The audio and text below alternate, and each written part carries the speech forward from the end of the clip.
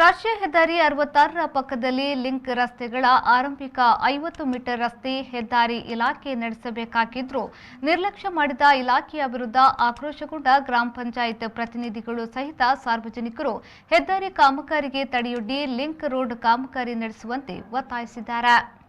ರಾಷ್ಟ್ರೀಯ ಹೆದ್ದಾರಿ 66ರ ಪಕ್ಕದ ಲಿಂಕ್ ರಸ್ತೆಗಳ ಆರಂಭಿಕ 50 ಮೀಟರ್ ರಸ್ತೆ ಹೆದ್ದಾರಿ ಇಲಾಖೆ ನಡೆಸಬೇಕಾಗಿದ್ದರೂ ನಿರ್ಲಕ್ಷ್ಯ ಮಾಡಿದ ಇಲಾಖೆಯ ವಿರುದ್ಧ ಆಕ್ರೋಶಗೊಂಡ ಗ್ರಾಮ ಪಂಚಾಯತ್ ಪ್ರತಿನಿಧಿಗಳು ಸಹಿತ ಸಾರ್ವಜನಿಕರು ಹೆದ್ದಾರಿ ಕಾಮಗಾರಿಗೆ ತಡೆಯೊಡ್ಡಿ ಲಿಂಕ್ ರೋಡ್ ಕಾಮಗಾರಿ ನಡೆಸುವಂತೆ ಒತ್ತಾಯಿಸಿದ್ದಾರೆ.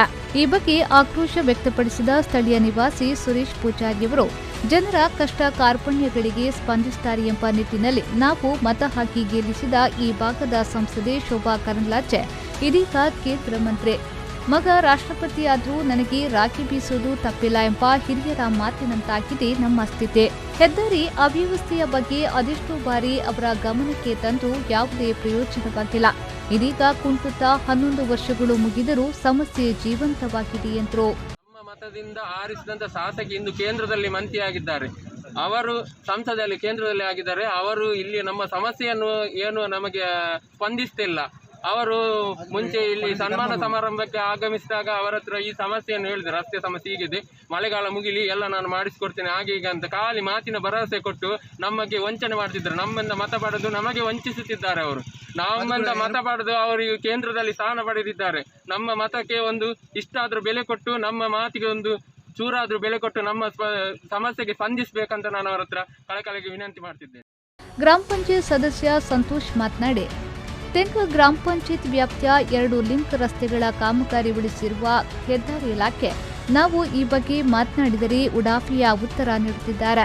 ಲಿಂಕ್ ರಸ್ತೆ ಕಾಮಗಾರಿ ನಡೆಸುವಂತೆ ಗ್ರಾಮ ಪಂಚಾಯತ್ಗೆ ಲಿಖಿತ ಅರ್ಜಿಯನ್ನ ನೀಡಿದ್ರು ಮತ್ತೆ ಅರ್ಜಿ ನೀಡುವಂತೆ ಒತ್ತಾಯಿಸುತ್ತಿದ್ದಾರೆ. ಇದೀಗ 1 ವಾರಗಳ ಗಡುವನ್ನ ನೀಡಲಾಗಿದೆ. ತಪ್ಪಿದಲ್ಲಿ ಗ್ರಾಮಸ್ಥರು ಸೇರಿ ಪ್ರತಿಭಟಿಸುವುದು ಅನಿವಾರ್ಯವಾದೀತು ಎಂಬುದಾಗಿ ಎಚ್ಚರಿಸಿದ್ದಾರೆ. ಇಲ್ಲಿ ತೆಂಕ ಗ್ರಾಮ ಪಂಚಾಯತ್ ವ್ಯಾಪ್ತಿಯಲ್ಲಿ ಬರುವ 2 ಲಿಂಕ್ ರೋಡ್ ಇದು.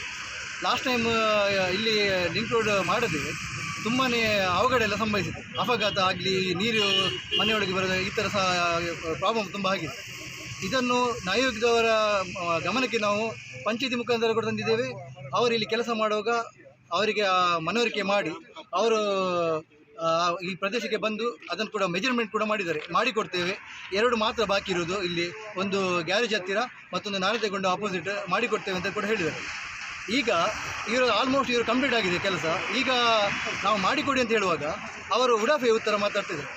ನೀವು ಲಾಸ್ಟ್ ಟೈಮ್ ಇನ್ನೊಮ್ಮೆ ನೀವು ಇದು ಲೆಟರ್ ಕೊಡಿ, ನೀವು ಅಲ್ಲಿಗೆ ಬಂದು ಆಫೀಸ್ಗೆ ಅಂತ ಮಾತಾಡಿ, ನೀವು ಯಾರು ಬೇಕಾದ್ರೆ ಮಾತಾಡ್ಬೋದು, ಆ ಥರ ಎಲ್ಲ ಉಡಾಫೆ ಉತ್ತರ ನಮಗೆ ಆನ್ಸರ್ ಕೊಡ್ತಾ ಇದ್ದಾರೆ. ನಾವು ಹೇಳಿದಿಷ್ಟೇ, ಅವರು ಇನ್ನು 100 ಮೀಟರ್ ಬಾಕಿ ಇದೆ. ಅದನ್ನು ಇಲ್ಲಿ ಅವರು ಕಂಪ್ಲೀಟ್ ಮಾಡೋಕ್ಕಿಂತ ಮುಂಚೆ ನಮಗೆ ಅದು 2 ಲಿಂಕ್ ರೋಡ್ ಮಾಡಿ ಕೊಡಬೇಕು. ರಸ್ತೆ ಕೂಡ ಆಗಿದೆ. ಹಾಗಾಗಿ ಇವ್ರದ್ದು ನಾವು ಇಷ್ಟು ರಿಕ್ವೆಸ್ಟ್ ಮಾಡೋದು, ಇವರು ಈ ಥರ ಉಡಾಫಿ ಉತ್ತರ ಕೊಡುವ ಇದು ನೋಡಿದರೆ ಇವರು ಮಾಡಿಕೊಡುವುದು ನಮಗೆ ಸಂಶಯ ಕೂಡ ಬರ್ತಾ ಇದೆ. ಹಾಗಾಗಿ ಇವತ್ತು ನಾವು ಫೈನಲ್ ಆಗಿ ಅವರ ಕೇಳ್ಕೊಳ್ತಿದ್ದೇವೆ. ಸ್ಥಳಕ್ಕೆ ಆಗಮಿಸಿದ ಪಡುಬಿದ್ರಿ ಪೊಲೀಸರು ಹದ್ದು ಮೀರಲಿದ್ದ ಪರಿಸ್ಥಿತಿಯನ್ನ ನಿಯಂತ್ರಿಸಿದ್ದಾರೆ. ಸುರೇಶ್ ಶರ್ಮಾ, ವಿ4 ನ್ಯೂಸ್, ಪಡುಬಿದ್ರೆ.